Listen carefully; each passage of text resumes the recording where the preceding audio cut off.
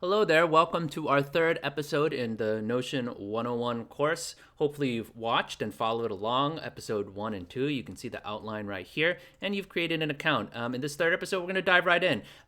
For some people, this might be sort of a review, so feel free to skip it. But for others who haven't done this sort of markdown and this type of work before, I want to sort of walk you through the basics. All right, so we've got our lorem ipsum text. This is sort of the placeholder, so I can use this to play around with it. And yeah, start a new page. So let's go over here. Okay, you can go over, hit the plus here. We can create a new top level page. All right, and you can add an icon. All right, all the system icons on a Mac. You can also do control command spacebar. That'll bring that up. And then there's always, you can add a cover. So they have these gradients. You can upload an image. Unsplash, like Pixabay is many resources online that have royalty-free images, so you don't have to pay for them. The people who created it have let people use it. Okay, you can give your own attribution if you want. And then you'll see here, Notion's sort of giving you these different options. All right, this is just sort of to remind you what you can do, but really, you have this blank canvas. You can just start typing. So start, okay, I'm gonna make a bullet list, okay? Start typing, hello. Now, there's a couple of things within Notion that I would actually just practice this. And, you know, honestly, I don't wanna go through everything because it really benefits you actually doing it. So we can add asterisks around it, all right? We can do, if we exit out of that, if we do one pound sign, this is heading 1, double pound sign, heading 2, and triple, heading 3, right? But we can always change that into something else we can turn into, right? I'm using my arrow keys here, but we can change that into its own page. So let me actually go back to, I think it'll be easier for me to sort of make sure I cover all my points. So again, feel free to pause at the video, just start playing around with it. Okay, and so let's just talk through this a bit. We have different types of blocks. We talked about headings, okay?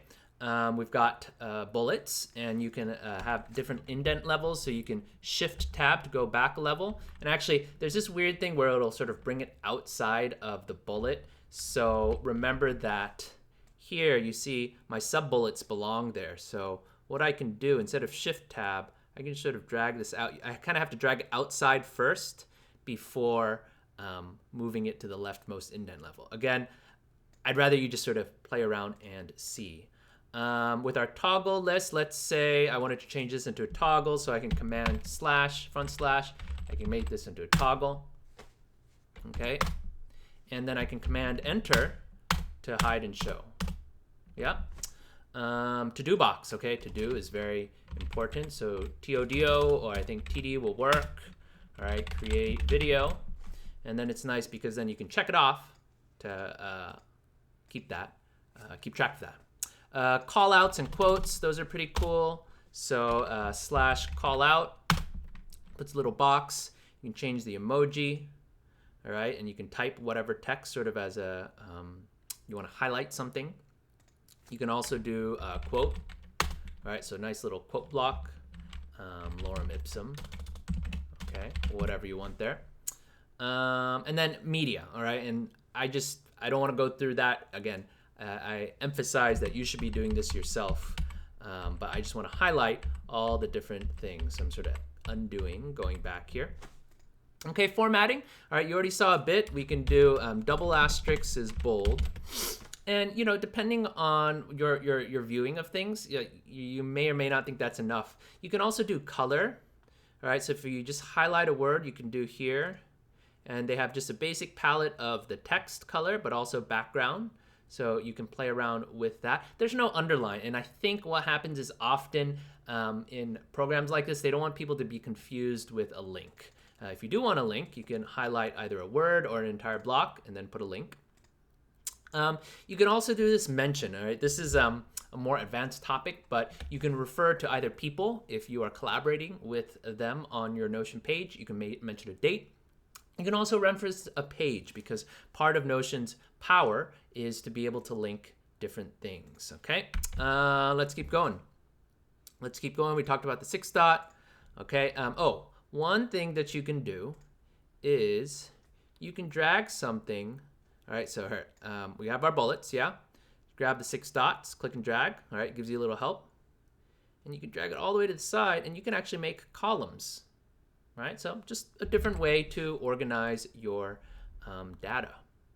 Okay, again, please just try this on your own. I think the last thing I want to cover is just sort of subpages. So let me sort of go back to here where I have some more pieces. So you can always move things around. So let's say, you know, I have this table.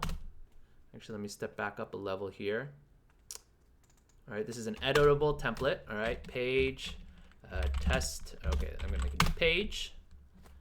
More tips on Notion I learned. Okay, and then each page can have its own more subpages. So let's say I started this over here. It was under reading list, but actually I want to bring it up to here. So I can just click and drag. All right, be careful sort of where you place. We can make it as a top level, or I can just place it inside like that.